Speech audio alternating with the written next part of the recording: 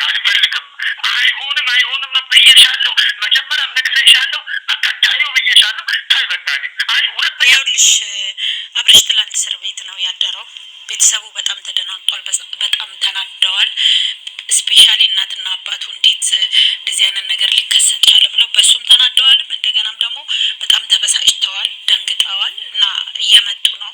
የዋስ መብት ሂደቱ እንዲካሄድ መንገድ ላይ ነን። ህጋዊ በሆነ መንገድ ተጀምሯል እና ነጋሽዬ እየመጡ ነው፣ መንገድ ላይ ናቸው። ስለዚህ ይሄም ራሱ ውሳኔ የሚተገበረው እሺ የሚባለው የሩታ ሀሳብ ሲጨመርበት ነው። የእሷ እሺ የእሷ እምቢ ማለት በጣም ትልቅ ጨዋታ ሚና አለው እዚህ ውስጥ ላይ ማለት ነው። ስለዚህ ምክንያቱም በእጅ ከፍንጅ ነው የተያዘው ከዚች ከአዲሷ ሚስቱ ጋር እጅ ተፍንጅ ስለሆነ እየተያዘው በጣም አስጊ ሁኔታ ላይ ነው የአብርሽ ሁኔታ። ስለዚህ ቤተሰቡ ነጋሽዬ ከአዲስ አበባ እየመጡ ነው።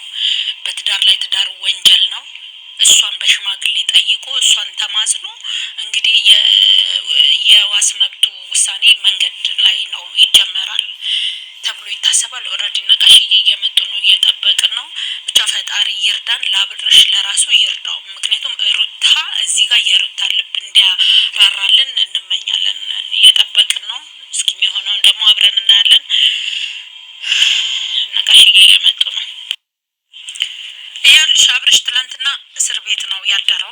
ቤተሰቡ በጣም ተጨናንቋል። ስፔሻሊ እናትና አባቱ በጣም ተጨንቀዋል። የዋስትና መብቱ እንዲጠበቅ እኛ ፕሮሰስ ላይ ነን፣ ህጉን በጠበቀ መንገድ እና ለዛም ደግሞ የዋስ መብት እንዲሰጠውና የዋስ መብቱ እንዲከበር የምታደርገው ሩታ ናት። ሩታ እሺ ወይም እምቢ፣ ይሄ የሩታ አንደበት ሚና አለው እዚህ መንገድ ላይ። ስለዚህ ህጉን በጠበቀ መንገድ በህጋዊ መንገድ የዋስ መብቱን እያስከበርን ነው። ነጋሽ ደውለዋል። በጣም ተናደውበታልም፣ ተበሳጭተዋልም፣ ደንግጠዋልም። በጣም የሚያስጠላ የሚያናድድ ሁኔታ ውስጥ ነው ያለ ነው። ስለዚህ አሁን አብርሽ ማለት ነው አዲሷ ሚስቱን ይዞ እዛው በቃ እጅ ከፍንጅ ነው የተደረሰበት። በትዳር ላይ ትዳር በጣም ወንጀል ነው። ስለዚህ ሩታ በሽማግሌ ትጠየቃለች። እሷ እሺ ካለች፣ እሷ ሄዳ እስር ቤት ላይ ተስማምተናል ካለች ሁሉም ነገር ይቀላል። እሷ ግን ካላለች በጣም አስጊ ነው። ስለዚህ አብርሽ ከዚህ ሁሉ ውጥንቅጥ ህይወት ውስጥ ያስገባችክ ወይዘሮ ሄርሜላ ናት። ሄርሜላ ደግሞ አንተን አፍቅራ ከአንተን ወዳክ አይደለም። ኦኬ አንተን ወዳክ አይደለም። አመቱ ሙሉ ስታስለቅሳት የነበረችው ሩታ በመጨረሻ ተስፋ ስለቆረጠችብክ ነው።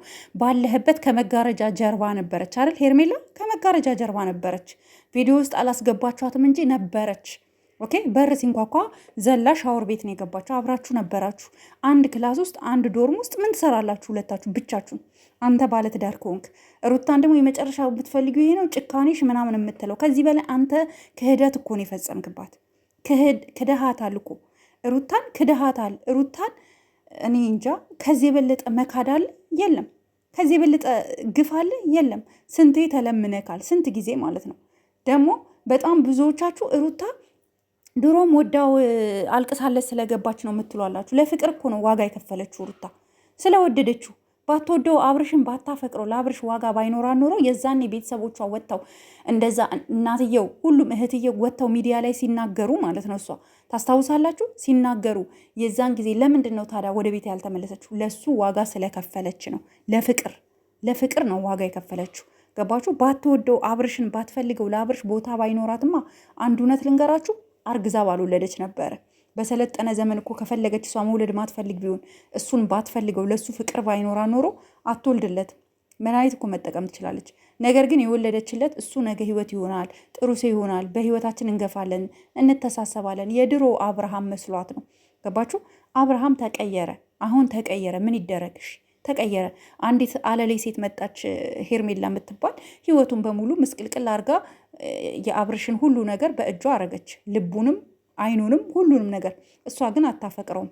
ያሰራችበት ነገር ነው እንደዚህ የሚያደርገው። እሷ የምትፈልገው ሌላ ነው። ልምድ አላት። ልምድ ስላላት እኮ ነው እኛን ለማስፈራራት ጋርድ ይዛ በሚኒስከርት የመጣችሁ።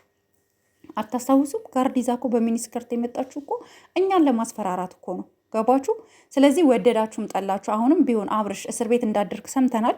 ከእስር ቤት መውጣት የምትችለው በዋስ መብት ነው። የዋስ መብት ካልጠበቀልህ መውጣት አትችልም። ብዙዎቻችሁ ደግሞ ፖሊሱ በፊትም እናውቀዋለን የምትሉ አላችሁ። ኬዝ እኮ አለበት። ኬስ ስላለበት ለኬስ ሲኖርባችሁ ተመሳሳይ ነው የሚሰጣችሁ። ተመሳሳይ አካባቢ ነው የምትከሰሱት።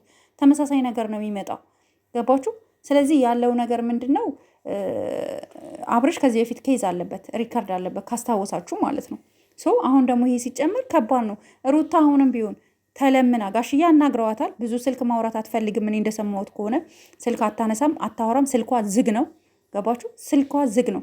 ኢንስትግራም ላይ የጻፉላት ልጆች አሉ፣ ዝግ ነው። ምንድነው አሁን እሷ ይቅርታ ሳይሆን በቃ የዋስ መብቱ ይጠበቅለት፣ በውጭ ሆኖ ጉዳዩን ይከታተል ካላለች በስተቀረ በሽማግሌ እንጨርሳለን ካላለች በስተቀረ አብርሽ 3 ቀን 4 ቀን እዛው መበስበስክ ነው። ስለዚህ አስብበት። ሩታም ደግሞ ምንም ቢሆን እሱ ምናልባት አይኑ ታውሮ መድኃኒት አርጋበት የሆን ነገር አርጋበት ነው እንጂ ሄርሜላ አስቢና የልጅ አባት ነው። ምንም ቢሆን በዚህ ደረጃ እንዳይጎዳ ከፈለግሽ ግን ለሱ ይሄም ሲያንሰው ነው። ግን እንደሱ አይደለንም እኛ ክፋት አናስብም። እና ሩታ የዋስ መብቱ ይጠበቅ፣ ጋብቻ ይቅርብሽ። ምንም መስማማት የሚባል ነገር ላይ እንዳትስማሚ። በቃ የትም እንደፈለገ የቱ ተንዘላዝሎ እየመጣ ከአንቺ ጋር ህይወትን ሊኖር አይችልም። በፍጹም በፍጹም። ይሄ ስል እናንተ የሚከፋችሁ ልትኖሩ ትችላላችሁ። ግን ሩታ ላይ ስንት ነገር ነው እየተደረገ እየተፈጸመ እየተሰራባት ያለው። ግፍ አይደል? ግፍ ነው። እንደ ሴት እኔ እቃወማለሁ። ቤተሰቦቹ በጣም ብዙ እየተቆጡ እንደሆነ በጣም ብዙ ነገር እየተፈጠረ እንደሆነ ይገባኛል። ነገር ግን ምንም አማራጭ የለም። ስለዚህ በውጭ ሆኖ ይከታተል። ያሸሸውን ንብረቶች በስም ያዞራቸውን ንብረቶች በሙሉ ይመልስ። በውጭ ሆኖ ህጉ ሂደቱን ይከታተል። በቃ ይሄ ነው ልል የምችለው። ይሄንን ለሩታ ቆርጣችሁ አድርሱልን። ሩታ አይዞሽ፣ ጠንክሪ። አይኖ መጨከን ፈልገሽ አይደለም የጨከንሹ፣ አማራጭ ስለሌለሽ ነው። እሱ ተው ሲባል አይሰማም። እኛ በጣም ብዙ ጊዜ በጣም ብዙ ሰዓታት ተው ብለነዋል። ምንም ሊሰማን አልቻለም። አሁን እስኪ ሄርሜላ ናት የምታስወጣው ወይስ ማን ነው የሚያስወጣው? እነዛ ጋርዶች ናቸው የሚያስወጡት። አያችሁ፣ ለዚህ ነው ተው የምንለው። ለዚህ ነው ተው፣ እረፉ፣ እንደዚህ አይነት ውስጥ አትግቡ የምንላችሁ ለዚህ ነው። ግን አትሰሙማ። አብርሽ አይሰማም። አብርሽ እኮ መስማት ትቷል ኦልሬዲ። እንዴ ልቡ እብጥ። እንግዲህ ሀሳባቸውን ካልቀየሩ እነጋሽዬም ወደ አዲስ አበባ እንደሚመጡ ሰምቻለሁ። መረጃ ደርሶኛል ማለት ነው። ኦፍኮርስ ልጃቸው በእስር ላይ እያለ እንግዲህ ቤተሰብ መደናገጡ አይቀርም። ሚስኪን የአብርሽ እናት ናት የምታሳዝነኝ። እናትየው በጣም ነው የሚያሳዝኑት። ታውቃላችሁ፣ ምንም እኮ አያውቁም የእውነት።